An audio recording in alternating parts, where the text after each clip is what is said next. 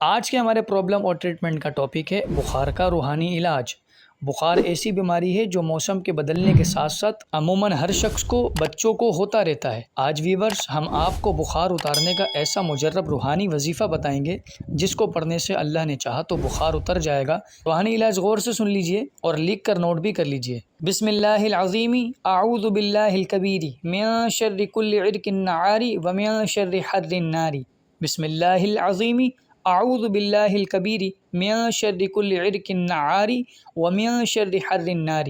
جس کو بخار ہو 7 بار اس دعا کو پڑھے اور پانی پر دم کر کے پی لے، اور اگر مریض خود نہیں پڑھ سکتا تو کوئی دوسرا نمازی شخص پڑھ کر پانی پر دم کر کے پلا دے، اللہ کے کرم سے بخار اتر جائے گا۔